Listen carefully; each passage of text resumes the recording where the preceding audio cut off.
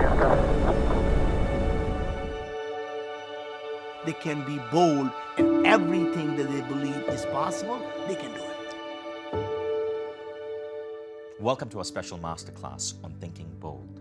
I want to express to you my gratitude for you showing up here today. I don't know how you found this, but I know why you're here. You're here because there's some part of you that wants to play a bigger game in the world.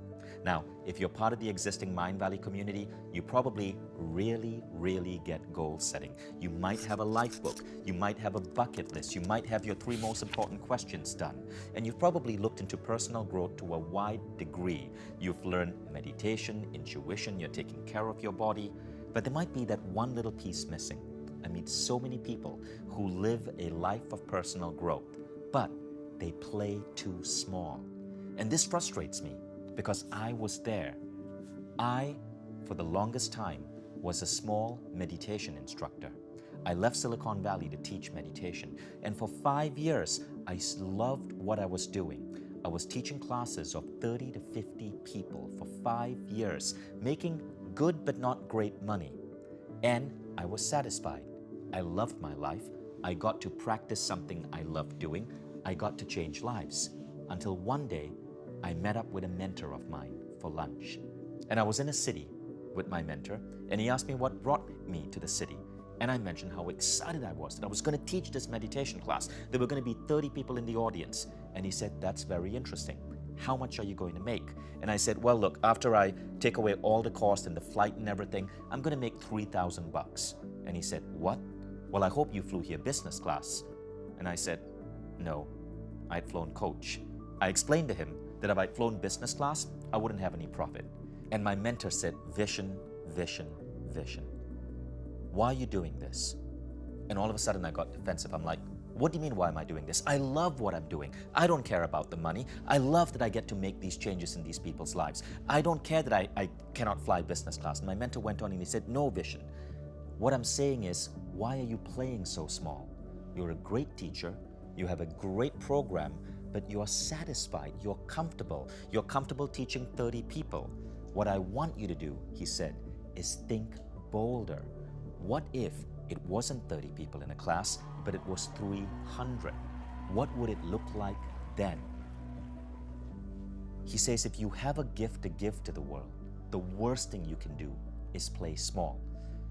And he told me he's not pushing me to anger me. He's pushing me because if he didn't kick my butt, I would be stuck at that level. And boy, was I pissed off. I wanted to punch him. How dare he question what I've been doing for 5 years? How dare he tell me that I'm playing small? I loved my life. I was making money. I enjoyed what I was doing. Wasn't that enough? But I started to understand what he was saying. And that weekend, I quit teaching small meditation classes. After 5 years, I folded up. I decided I'm not doing a class again until I can figure out how to put 300 people in a room. Now, it took me 2 years to figure that out, but that new bold vision changed something. 2 years later, in December 2010, I launched a festival called A-Fest. And now I wasn't in a tiny hotel room in a 3-star hotel. Now I was renting entire resorts, beachside. Speakers from around the world were coming to speak on my stage. I had Lisa Nichols there. I had Chip Conley, the founder of JDV Hotels. I had Sri Kumar Rao, the great MBA professor. I had 300 entrepreneurs from all around the world applying to attend this event. And this was my transformational festival. I went from teaching a tiny meditation class to starting my own transformational festival. But because boldness had infected my mind, I didn't stop there. I then started the Mindvalley that we know today. If my mentor hadn't come and kicked my butt and pissed me off, but made me realize how small I was playing, I wouldn't be sitting here in front of you. And that is what I'm going to seek to do to you today. What you're going to learn here might rub some of you the wrong way. It might disrupt the way you view your career. Some of you may want to quit your job after this, or quit the project you're doing, or reconsider your life. That's a good thing, because what we are not going to do is let you walk away with the same mindset that you have right now. No matter where you are, at the end of this next 1 hour, you're going to be viewing your life in a different way. And that way is the way of boldness. So before I bring in Naveen, Jain, let me tell you a little bit about what this man has accomplished. Naveen is an entrepreneur driven to solve global grand challenges through innovation. He's the founder of several successful companies including Moon Express, Viome, Blue Dot, TalentWise, Intellius, and Infospace.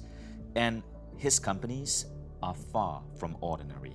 Moon Express is the only company in the world to have permission to leave Earth orbit and land on the moon, with the goal to harvest planetary resources and to develop infrastructure to make humanity a multi-planetary society. Naveen didn't just write a book on moonshots, he is literally sending robots to the moon. And if you think that's impressive, you haven't even heard about Viome. Viome is focused on disrupting healthcare with the goal of making illness optional by identifying microbial biomarkers that are predictive of chronic disease and to adjust a microbial imbalance through personalized nutrition. I'm going to say that in simple English. What Viome is helping create an illness-free world using advanced technology that tests your gut microbiome and suggests the right nutrition and food you should be taking. Because we all know here in our Mindvalley community that food is medicine. And Naveen is pioneering ways to end illness across society by giving you the right food so you don't have to worry about getting sick. And he's a director of my favorite nonprofit, XPRIZE, where he and other XPRIZE faculty and donors, including people like Elon Musk, like Larry Page, are helping spur innovation across the world to solve the greatest challenges facing humanity. And of course, he's been awarded numerous awards, including Ernst & Young Entrepreneur of the Year, the Albert Einstein Technology Medal. He's the recipient of the Ellis Island Medal of Honor, Most Creative Person by Fast Company, Top 50 Philanthropists of 2018 by Town & Country Magazine, Humanitarian Innovation Award at the United Nations, Distinguished Global Thinker by IILM, Most Admired Serial Entrepreneur by Silicon India, and Top 20 Entrepreneur and Lifetime Achievement Award by Red Herring Magazine. How about that for a resume? But what I like best about Naveen is this simple fact. Okay, when you think about something as bold as going to the moon, that's about one of the most boldest things any human being can think about doing. And when it comes to going to the moon, only 3 superpower nations have done it. And Naveen is about to be the 4th and the first private citizen to send a robot to the moon. That itself speaks volumes about what this man's mind is capable of. The thing about what Naveen is doing is that when I first met Naveen 7 years ago, I wanted to understand how does he think, because I found him inspiring and I found his ideas were pushing me to think differently. So I got to know Naveen because he was on the board for the XPRIZE Foundation. And as I mentioned, it's my favorite nonprofit. Sometime several years ago, I decided to become a donor to the XPRIZE because, like many other entrepreneurs, I want to leave the world better off for my children. And I felt that the XPRIZE was doing incredible work to create this beautiful future world. That's how I got to know Naveen. And his thinking and his mindset blew me away. But as I mentioned before, it wasn't just how he thought about the world, it was that his ideas were infectious. Perhaps you're in a situation in life right now where you love what you do. You dream of being the master of your craft, of building a new company or succeeding in the company you work at. But how do you really break whatever ceiling is ahead of you? So many of us play at a certain level, not realizing that our potential could be so much higher. What if we could absorb some of Naveen's mindset? If we could break whatever glass ceiling is ahead of us, whatever self-imposed barrier, and operate at the height of our potential? That is what fascinated me about Naveen. So I want you to promise me that you're going to take this conversation seriously. Get out a journal, get a pen, take notes, put your smartphone aside, and pay attention to the wisdom and the insights you're about to get in this short conversation. So in this masterclass, you're going to learn how to think bold, how to fix and make the world better. You're also going to learn the secret of becoming successful as an entrepreneur. And here we define an entrepreneur not as someone who's just starting their own business, but someone who could be working for a company, but is innovating and taking that company in new directions or taking their department in new directions. And finally, you're going to learn how to fully live that potential, that purpose, that reason your soul chose to come to earth. So, let us now welcome Naveen Jain onto Mindvalley.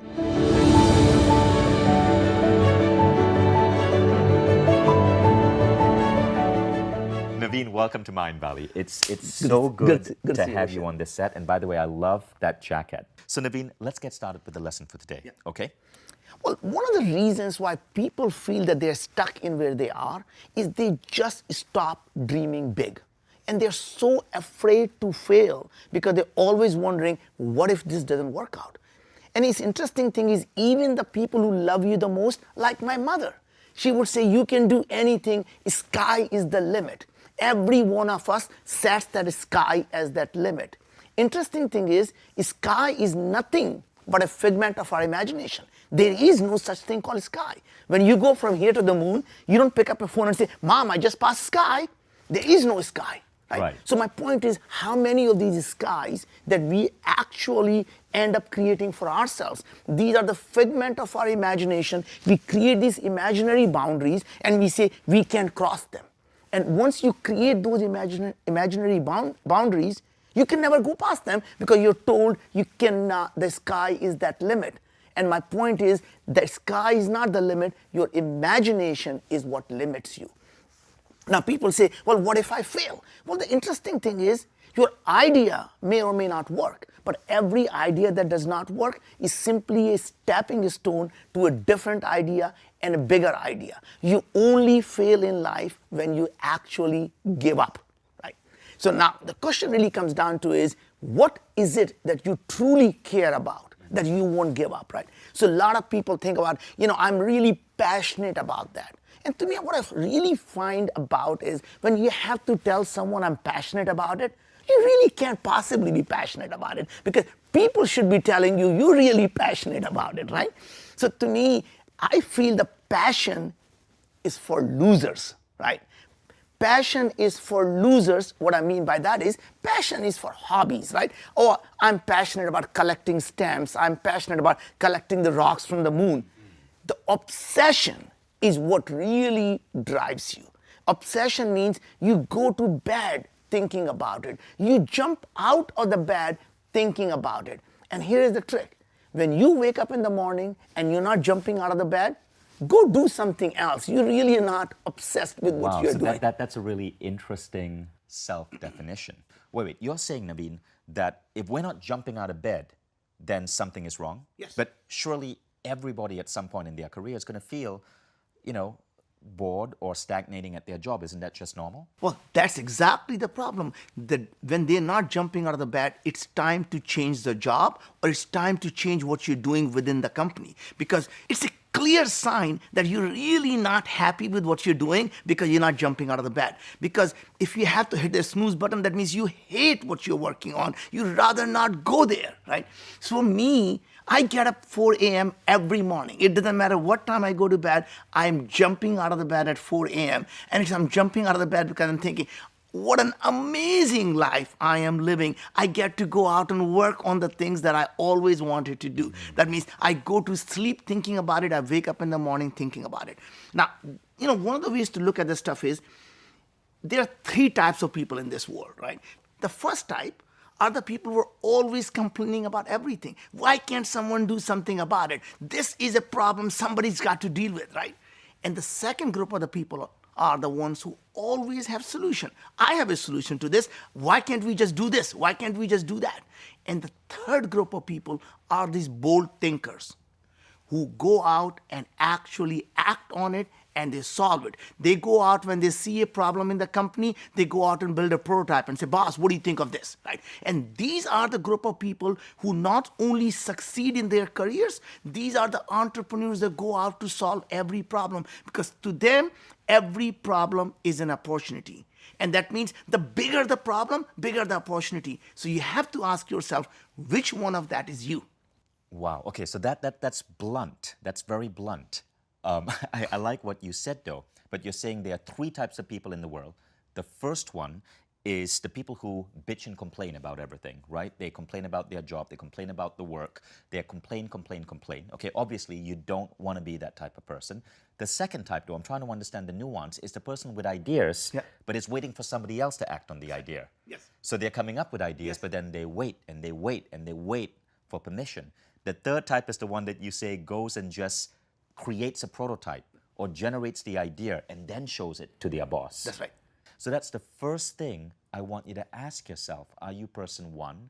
Are you person 2? Or are you person 3? Now, most people who are person 1, I don't think they'd even show up for this because they are not the type of people, the people who are the complainers, they're not the type of people who would be incentivized to come to a program like this. But I bet you a lot of people out there are type 2. You have ideas, you just don't act on it. But here's what I think people should do. Anyone who is watching this, if they know of the people who are type 1, they need to gift them this program because that is really where it needs to change. I'm not convinced people who are type 1, the complainers, are going to go for this. But people who are type 2, they are that in every organization. Now, your paradigm shift, what you're saying is that we have more power to change the world and to influence our companies than we know. So it's very interesting is there is no problem that entrepreneurship, which is the way you think and act, and the innovation can solve. So the reason people don't do that is people are afraid of many things. They're afraid, what if it doesn't work? Or what will someone else think of it, right? Or the biggest one is, well, I don't know much about it, right?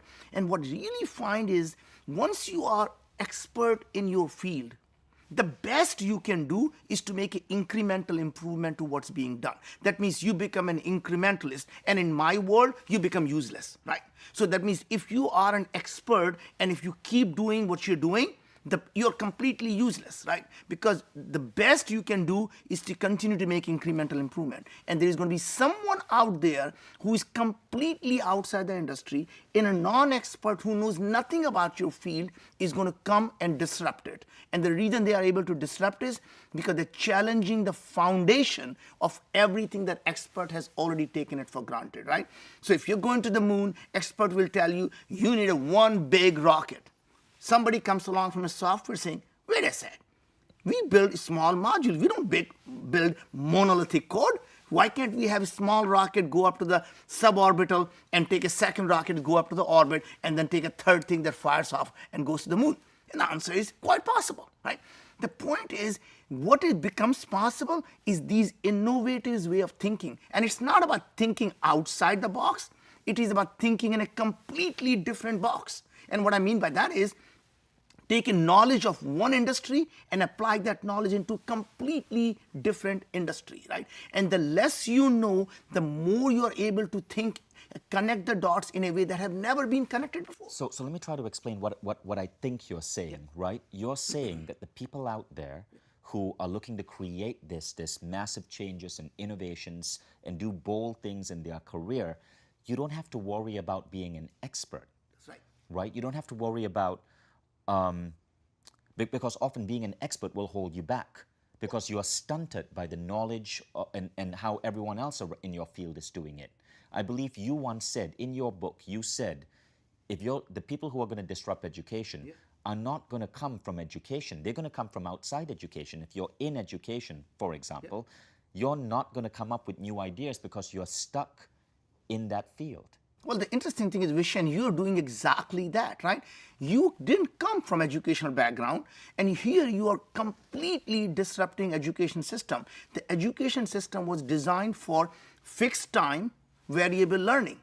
And what are you doing? You're cutting the things into bite size, gamifying the education, and making it fixed learning, variable time. That means you go on your own time, whether it takes you 3 months, 3 days, 3 years, but you get to be an expert in the field. That means you get to watch and get to learn until you're absolutely master of your own destiny. Right, and I see your point. You don't have to be an expert.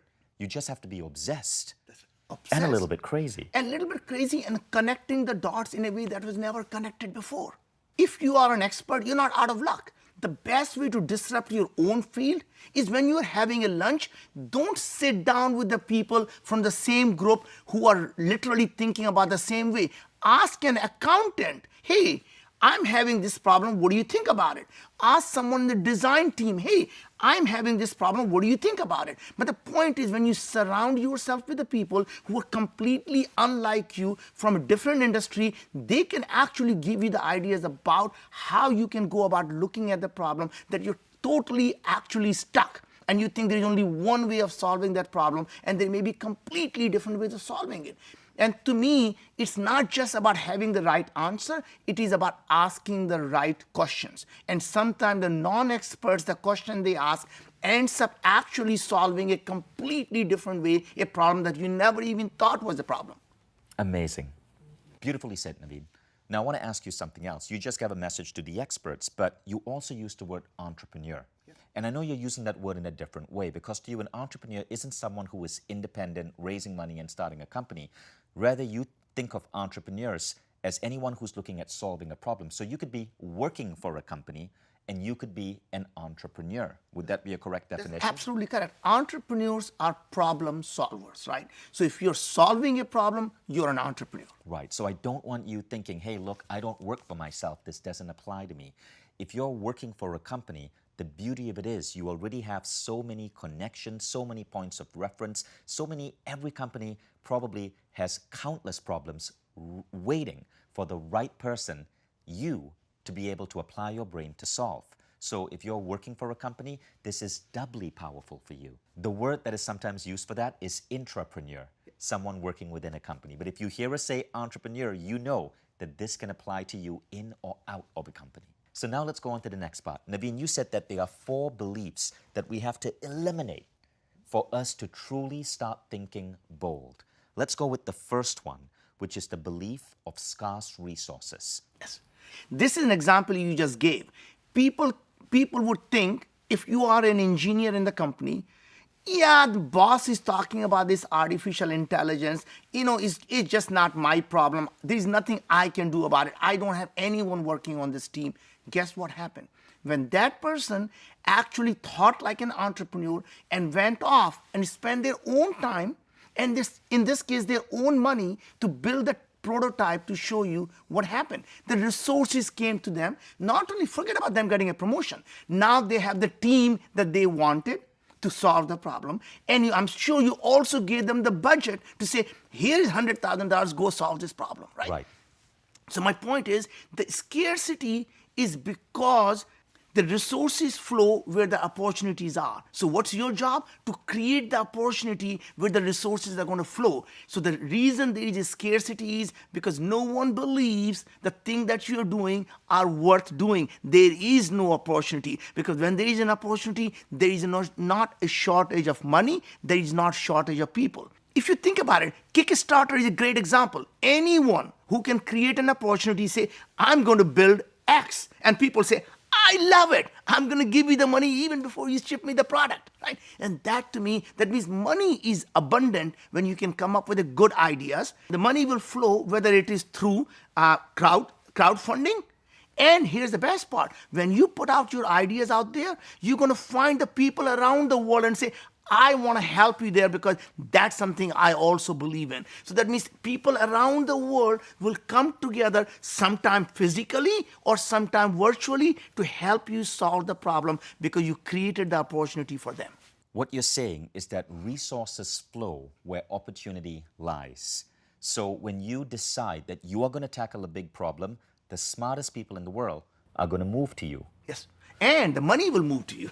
That reminds me of a beautiful quote from Patty McCord's book. So Patty McCord was the former culture director of Netflix, right? Yeah. And she said, essentially, I'm paraphrasing her in her book, but she says that you don't have to empower your people. Your people are powerful as soon as they walk in through the door. What you have to do is give them challenging problems to solve so they can display that power and use that power. But that is absolutely correct. I mean, I think this idea of we empower people, in fact, the people empower themselves, right? People are in control, and how they use that power is really what really matters. Let's go on to the second big myth, which is leave the thinking to the experts. This is my box. This is my zone. This is where I'm going to play. Well, I think discussed that a little earlier, that, anytime there is a problem, we all have the same tendency. The boss says, who is an expert in this field? Let's go talk to an expert. And that kind of thinking continues in every organization, in every part of life. We want to look for an expert. And it's really okay to look for an expert when you want something fixed temporarily and you want to get something done right now. But when you're talking about disruption, when you're talking about completely eliminating the industry, when you're talking about imploding that industry, whether it's an education industry like you are doing, or what I'm doing on the healthcare industry, or you're looking at look at aeronautics. These are massive players. And when these guys are looking at the things, they're $100 billion NASA is spending. Why can't it go back to the moon? Why does it take an entrepreneur like Elon Musk to say, I'm going to do that, and NASA is not subcontracting entrepreneurs? So think about it for a second, right? The entrepreneurs are becoming the superpowers. We're going to come back to it in a second here. But the point I'm trying to make is that our tendency to look for an expert is good when you want something fixed right now, short-term, incremental. Right? But when you're really looking to disrupt an industry, implode the industry, and be a market leader, you got to think like a non-expert. You got to challenge the foundation. You got to be able to do things differently. Amazing. I love that idea. I was talking recently to a 25-year-old woman who started a company to help reduce incidents of sexual harassment in large corporations. So traditionally, in HR, you have to put people through lectures or training to avoid sexual harassment. And this 25-year-old woman said, well, these lectures and trainings are really boring and a lot of people just dread them. So I'm going to use virtual reality to teach people.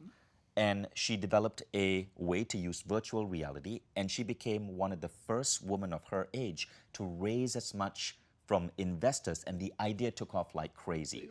But she was only 25 years old, and she came up with a solution that seasoned HR professionals in the field for 30, 40 years never thought of. Yeah, that's exactly my point, is that people coming from the outside the industry are looking at the problem very differently than the experts are. The third myth is that the bigger the organization, the more resources they have to solve problems. So if you're a little guy, just don't even bother. One of the interesting things is bigger problems, in fact, disrupting the bigger industry, or the bigger the problem, the easier it is to solve. And I know it just looks really off on the surface, right? But here's the interesting thing. If you go tell someone, I'm going to build an iPhone app to find a roommate, people say, oh, good luck, go have fun with that, right? They don't come and say, oh my God, I really, really want to work on that problem. And you tell someone, I'm going to go do something that's going to eliminate from people forever being sick. What if your grandmother doesn't have to lose her memory? What if your grandpa didn't have to die from cancer? What if your aunt didn't have to suffer from autoimmune diseases, right? And these are the problems every day we all know needs to be solved, because we all know someone who is suffering from it. When you tell someone you're going to be working on a problem that could change the lives of billions of people, here are the things happens. The best and the brightest around the world will come to join you, because what happens is these people who are best and the brightest already are very successful. They're looking to work on the toughest problem. They're looking to do something significant. They're trying to create the legacy. They want to work on the things when they're successful, their name goes down in history, right? The second part is, as soon as you have these best and the brightest coming, every investor wants to invest in the company, because if you're successful, this is going to be a massive industry. And now you have a team that's the best and the brightest. So now you have a great idea, and now you have a great team. Why wouldn't any investor want to invest in that? So suddenly, where you thought this was the hard problem, suddenly it becomes an easy problem, because the money and the team is right coming to you. Because nobody wants to work on a small problem, right? Right, so what you're saying is that sometimes the bigger organizations are stunted precisely because of their size. But if you are willing to step up and be bold and declare that you are going to solve this problem, you're going to get resources that these big, slow-moving organizations would never get in the first place. Or if you are a big organization, what you should do is set up these entrepreneurial group that are outside the organization whose sole purpose is to disrupt you. Because remember, those guys are sitting in some garage thinking like that. How do I disrupt this massive organization? So if you can have your own group that you're actually doing it and leave them alone and say, look, we're going to fund you like any other VC, but we actually want you to disrupt us. Beautiful, beautiful. And in fact, this whole program here that you are part of, which is going to be a quest on Mindvalley, on our unique Quest learning platform, started that way. Before 2016, Mindvalley was selling traditional online courses. We had 1,000 online courses. And I knew someone was going to disrupt us by inventing a new way to take courses. And I thought about it, and I thought that new way is going to be, it's going to be micro-slice learning, it's going to involve community, and it's going to be gamified. Yep. And I knew if we didn't shift, someone else is going to wipe us out. So I created a group, a separate group, and I asked them to come up with our first Quest-based learning program. And it got so successful that within 6 months, we shut down our original Mindvalley. It was back then called Mindvalley Academy, and we launched Mindvalley Quest. And the company proceeded to grow 400%. And it just started taking off like crazy. And but we decided to kill our old business because the new business was that much of an improvement. But we disrupted ourselves. Now, the fourth myth that we want you to take a look at and toss out the window is the idea that bigger problems are harder to solve than smaller problems. In fact, the reverse is often true. Well, I think we just discussed that. The bigger the problem, first of all, it's a massive, massive enterprise you can create. That means bigger the problem, bigger the opportunity, right? So if you think about, if you want to create $1 billion company, you solve a $10 billion problem. And when you start to look at these massive problems around education, this is not a $10 billion problem. This is a multi-trillion-dollar problem. That means someone like you is going to create a company that is going to be worth hundreds of billions, if not trillions, right? And that's how you go do. Same thing, healthcare. It's a multi-trillion-dollar industry. You look at affordable housing, multi-trillion-dollar industry.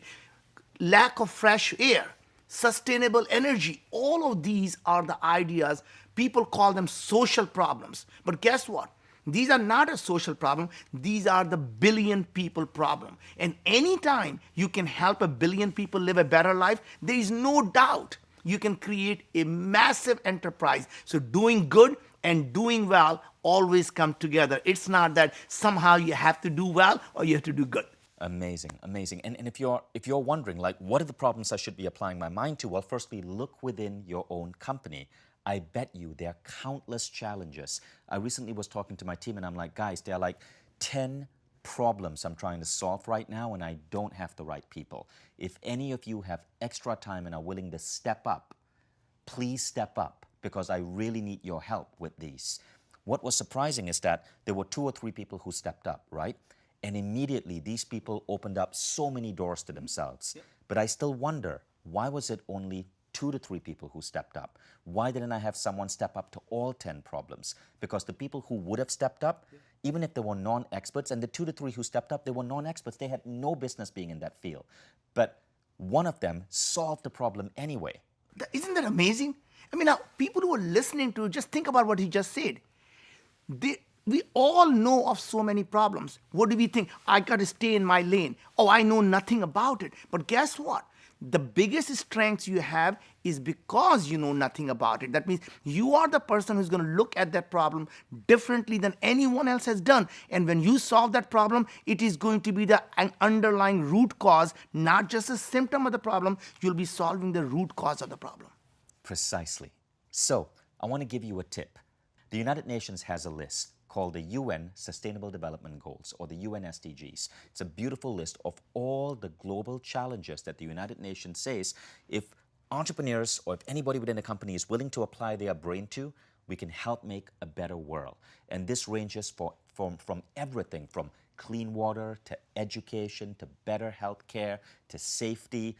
Go check out the UN SDGs and you will see how many opportunities are out there waiting for the right minds to apply their brain to help fix. And think about the world we can create if all of us were thinking about applying our brains to solving these problems. First, we want to go deeper with Naveen's teachings because there are 3 principles which I want Naveen to share with you that are going to help you take this home. Now, Naveen, let's start with the first principle, the idea of money being the byproduct, but not the main thing. Yeah, this is really amazing. How many times you and I meet people and say, I want to start a company because I want to make money. And you know, if you go back and look at all of the people who start the company to make money, generally all of them fail. Starting a company should never be about making money. It should be about solving a problem. Making money is the byproduct of doing things that actually help improve people's life, right? So I don't know about you, one of the way I look at this stuff is saying making money is like having an orgasm. If you focus on it, you're never going to get it. You just simply have to enjoy the process. You have to do the things that improve the lives of people. You have to go out and do things that you're absolutely obsessed about. And as a byproduct, you're going to make tremendous amount of money. You're going to create an amazingly great enterprise, but you don't focus on making money.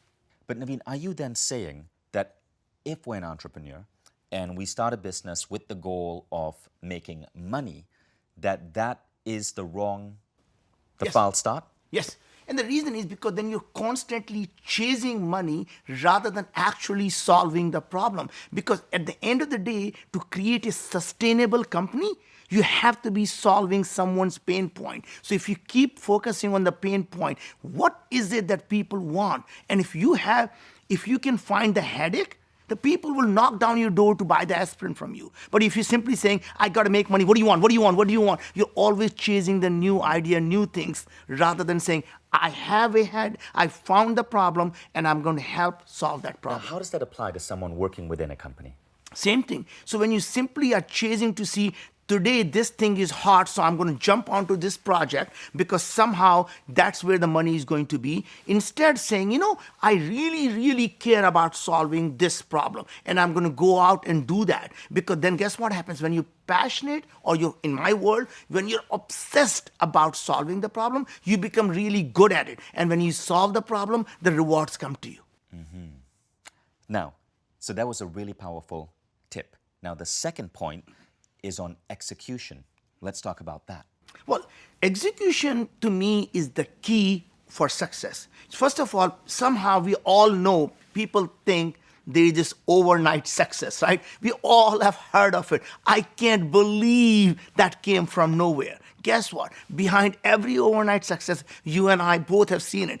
There are countless hours, countless years of hard work that goes into anything. That anything that's worth doing requires a tremendous amount of energy. It requires a tremendous amount of focus, right? So just like anything else, it's all about execution, execution, execution. Like in the real estate, it is about location, location, location. If you're going to go do something, it's all about block and tackle. Once you got the bold vision, once you started to look at the slices you want to execute on, you got to just work hard. And you guess what happens? The luck comes to those who work hard. Suddenly everything starts working and people say, he's lucky. No, he's not lucky. He just works hard. And the more experiments you do that do not work simply allows you to now find the things that will actually work. That's beautiful. And I remember one of the things that Larry Page, the founder of Google, said about moonshots is when you're pursuing these big goals, even if you fail, and odds are you're going to fail because these are massive goals, you haven't technically really failed because you will discover new innovations, new ways of doing things, and they will have a benefit on their own. That is absolutely correct. I mean, Larry Page and Astro Teller from the X is just really the same principle that every time you are experimenting something, you have to know, based on the outcome of that experiment, what would you change? That means there is no failure here. Everything simply becomes an experiment. So when you're doing something, you don't say, that failed. That say, oh, that was an experiment. Here's what I learned, and here's what I'm going to do differently, right? So just reframing to say that everything that I'm doing is simply an experiment, so there is no failure. Beautiful, beautiful. Now, the third point is this. Now, this is something you really drilled into me. And it happened when we were having a phone call several weeks ago. And it hit me so hard that I decided to do a presentation for my team and quote you on this. And it was about clarity of vision. I would love for you to share it with our audience. Yeah. So Vishen, I mean, what happens is that we, as a company, there is always people who want to say, I want to have a company that has large market share and it has all these mumbo jumbo words we use, but there is no clarity. Why is it called a vision? The vision means that when you tell someone, they're able to visualize it. If they're not able to visualize what you're saying, they can never be part of it, right? So to me, the clarity of vision comes when you can describe what you're doing in such a simple words that people can close their eyes and say, I want to be part of that vision. And the most clear vision I saw was from Martin Luther King, right? To me, the Martin Luther King actually did it the right way. He did not talk about how we need to have a racial equality and a gender equality. He simply said, what if we can live in a world where the white boy is holding the hand of a black girl walking together peacefully in a park, right? That vision, we can close our eyes and we can visualize it. Guess what? People joined that mission because it was so clear, it was so visually easy for people to grab, right? Mm-hmm. And that's what every corporations have to do, is not talk about that how they're going to do this, all these big marketing buzzwords they use, such a clarity of vision like you have. I mean, I just love your vision. We're going to make education as addictive as a video game. How can you go wrong with that? You don't have to tell your child, go play a video game. Why do you have to tell a child, can you go study now? Right, and it's beautiful because you helped me, Naveen actually helped me with that phrase. So I appreciate you for that.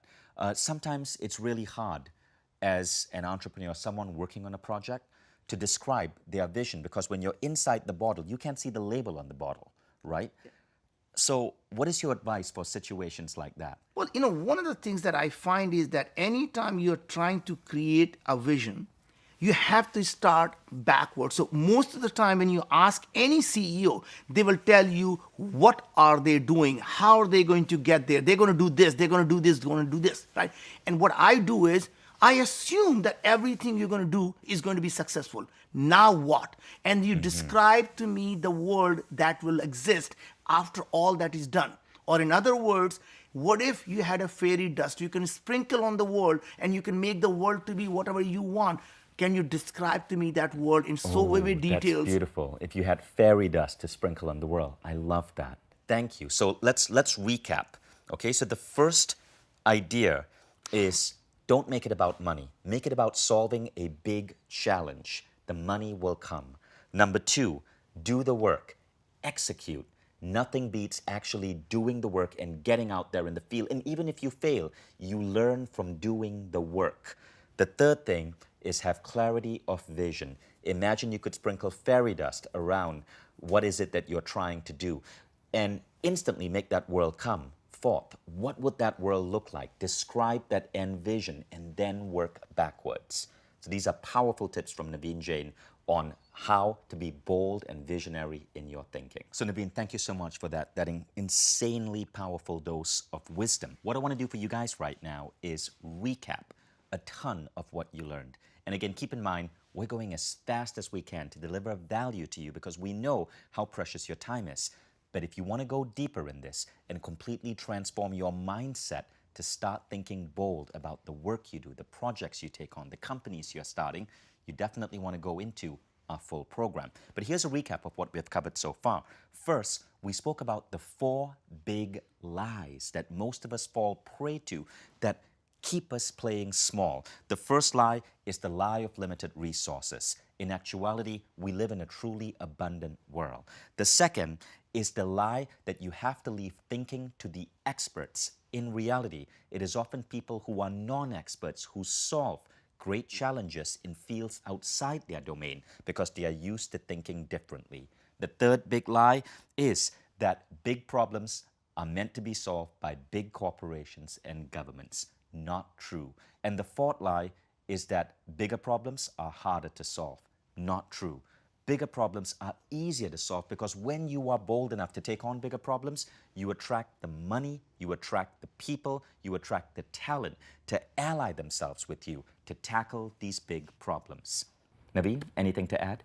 Well, I think, as I said, almost everyone, for some reasons, is just afraid, and because we're always looking for someone's approval, right? And I really think to do great things in life, first you have to find yourself to just loving yourself. You got to be in a situation where it doesn't matter what other people think of you, whether what other people want you to do. You fall in love with yourself, because the day you fall in love with yourself is the day the world is going to fall in love with you. Amazing. I love that. Now, I want to ask you one more thing. You talk a lot about moonshots. So the program is on becoming bold. But let's define the word moonshot for people. What is a moonshot in your mind? Moonshot are these audacious ideas that on the surface look like impossible ideas, something that people believe it just cannot be done. And we all know the only thing that are impossible are the things that we believe are not possible. Because the minute you believe something is impossible, it becomes impossible for you and just you. And that means everyone else still has the potential to solve that problem. So don't be that person that you believes that it can't be done. So by definition, when we're thinking bold, we're creating moonshots. Moonshots, these inspirational, aspirational goals that pull us forward. And that moves the humanity forward and helps billions of people live better life. And of course, when it comes to moonshots, it's amazing that you're the teacher because you're literally sending robots to the moon. So I'm so excited about this program that we have developed with you. And I really wanted to get this program into the world because I wanted to learn more from you. Because I've seen how you are not just able to create bold visions for yourself and repeat it with the sheer number of companies you have started, but you're able to infect the people around you. I've seen how some of the top minds in artificial intelligence leave their jobs and come and work for you. I've seen how your children are able to take this mindset and transform it to create incredible companies like Kairos Society, which was created when your son Ankur was a teenager.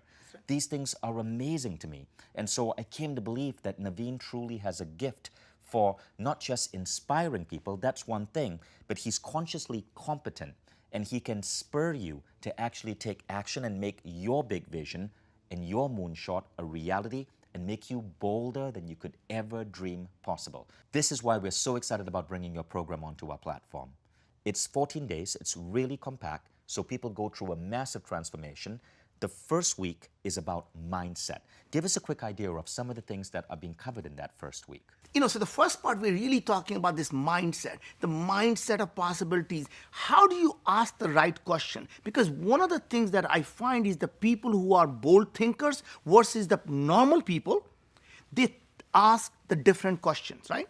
So if you think about it, when I was building a company to go to the moon, everyone kept saying, hey, let's assume you can go to the moon, but how are you going to grow the food on the moon? Now, if you ask that question, the only solution is to grow the food on the moon.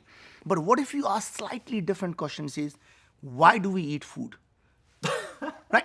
And the only reason we eat food is because you need energy and you need nutrients. Now you have a completely different way of solving the problem. You can get energy from radiation just like bacteria do. You can get energy from photosynthesis like plants do. And it sounds crazy, even when I'm thinking about right now, but you're right, because with exponential technologies, things are changing so fast. That's right. And even the things when people say, oh, been there, done that, tried that, that would not work. But the point is, as the world is changing, the new set of technologies are coming about. Anything that may not have been possible 5 years ago becomes possible today. Who would have thought that every one of us has a power of the power of the best supercomputer in the world sitting there in AWS on demand? How much power do you need? How much of a storage do you need? I mean, literally the cost of doing these things are coming down. The cost of experimentation is coming down. You can literally 3D print your object to see if somebody's going to buy that. Sure. As you and I were just talking over a cup of tea, you can decide whatever your ideas are. You can experiment on a Facebook to see, would people buy it? So before you even build it, you can simply put the things and say, would people buy that? And you literally know within seconds, is this going to work or not? You're right. The world is completely changed. I believe Peter Diamandis, who is the founder of XPRIZE, he once said, Any person with a smartphone today has more computing power in their pocket than the President of the United States had in the mid-90s. And when you think about it, it's incredible. It's incredible what we have access to. So the mindset game has completely changed. For the first time in human history, anybody can truly change the world, but you need the right mindset. And people are doing this, but you need the right mindset. That is what week 1 of this program delivers to you. Now let's talk about week 2, which is on launching your moonshot. And by the way, week 2 is really special because you're going to get a guide to actually map out your moonshot. By the time you finish this program, it's not just about a mindset shift, but you actually have a plan. You have the next step of a plan to go forth and break through whatever barrier is holding you back. Let's talk about week 2. Yes, so week 2 is all about giving the tools and the techniques about how do you start to think differently. How are you going to start thinking about disrupting an industry that you think cannot be disrupted? And the biggest thing, as you mentioned, is that exponential technologies are growing so fast, the disruptor is being disrupted by the time they even grow up, right? So you look at Uber. Uber disrupted the automobile industry, the taxi industry, and guess what? By the time they even grew up, now the self-driving cars are coming along. What was the advantage of Uber? They created a massive network of drivers, and that allowed the customer to be able to order the car. And when you have a self-driving car, who is the driver? The manufacturer of the car itself now have a driver built in. That means instantly they have more drivers than Uber does. That means now they can actually disrupt Uber on day 1. That means someone like Tesla can create Uber because as soon as they have a self-driving cars, right? And these things are happening faster and faster. What happens is people don't understand and appreciate the power of this exponential thinking, right? And in this section, in this week, you're going to learn about the difference between passion and obsession, boldness, innovation, vision, how to disrupt industries, how to bring people into your mission, how to become a better leader, how to launch your moonshot. And that's when you actually launch your moonshot. But that's not where this program ends. As I mentioned earlier, we wanted to create a truly powerful form of learning. You see, this program itself is a moonshot. Mindvalley wanted to develop the world's #1 education platform with student completion rates 10x above the average. And one of the ways we found to do this, in addition to taking a great teacher like Naveen and building a 14-day program in bite-sized chunks based on mindset shifts, and that's where you actually launch your moonshot. But it's how you do it that's really interesting. You're going to be doing it with a community of other students. You're going to be sharing your moonshot in our online community. Thousands of other students of this program are going to give you feedback. And together, we help refine each other's moonshot, each other's mission, each other's clarity of vision. So you're learning as a group. Think about what that means to your career and to your entrepreneurial journey. So how it works is, as soon as you enroll, and if you scroll down below this video, you'll see an enrollment button. Now, you're going to get a special discount as a thank you for spending the last hour with us. So as a thank you for investing this time, we're going to drop the price. And that'll only be available on this page. So don't close this page yet. But when you enroll, what's going to happen is you will immediately get an email. If you're an existing Mindvalley customer, just log in with your usual login and password, and the program will be available for you in your app or on your desktop.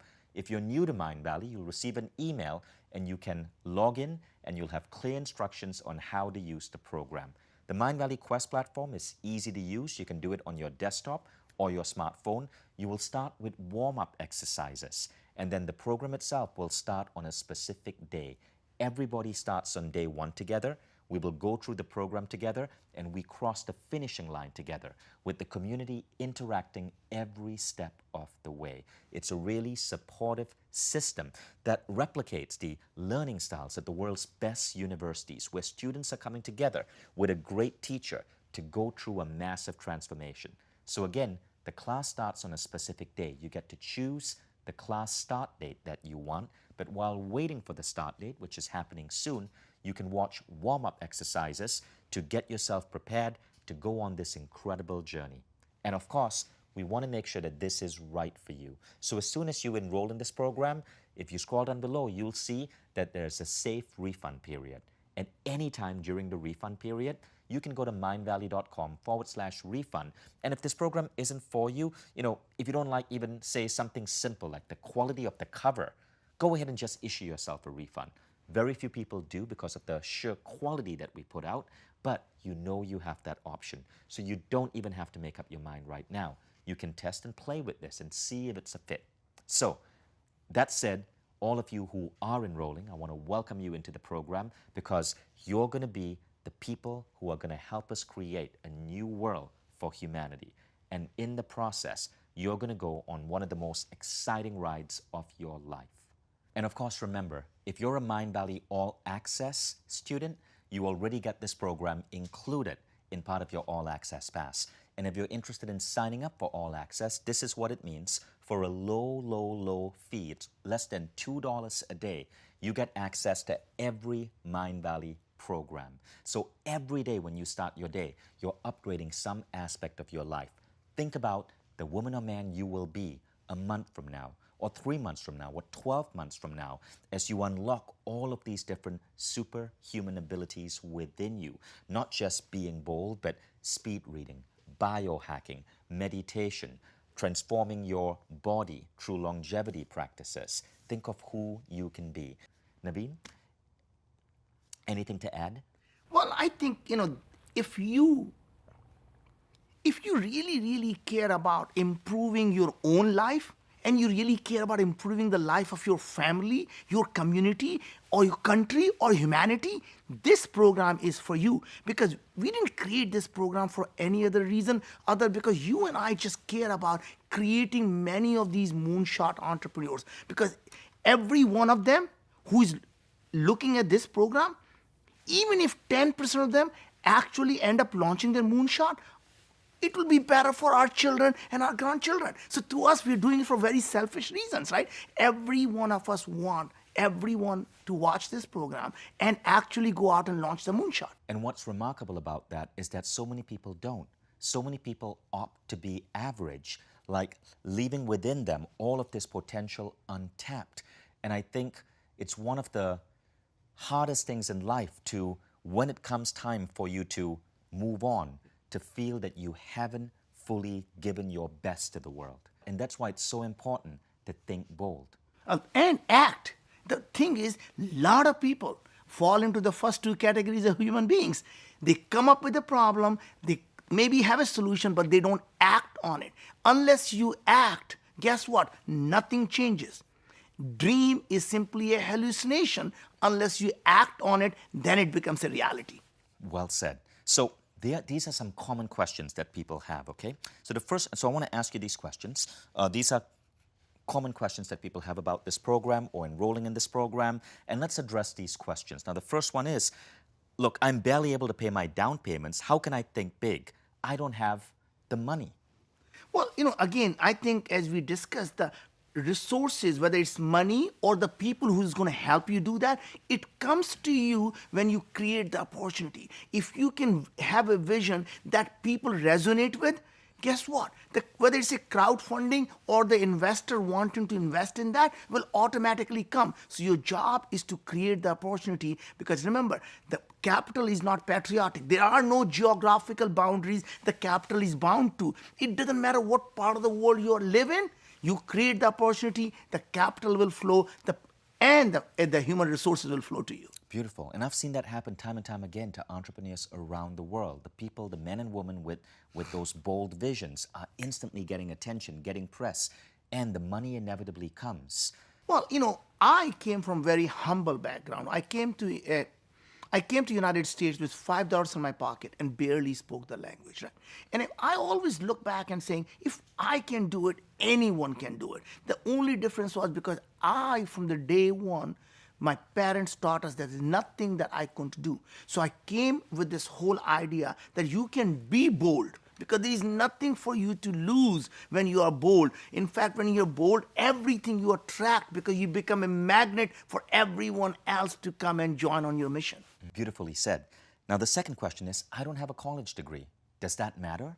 Well, one of the interesting things is when you don't have a college degree or you are completely new to the industry that you are actually thinking about doing something in, that becomes your biggest strength. Remember, when you are an expert, the best you can do is to make it incrementally better. But when you have no idea, you are able to challenge the foundation of the things what experts have taken it for granted. You're right, it's the curse of knowledge. Sometimes if you have too much knowledge, you think you know it all, and so you don't try. Now, let's go on to the third question. I'm afraid thinking big will upset my boss or give me trouble at work. How can I apply this within my team at a company? Well, thinking big never gets you in trouble.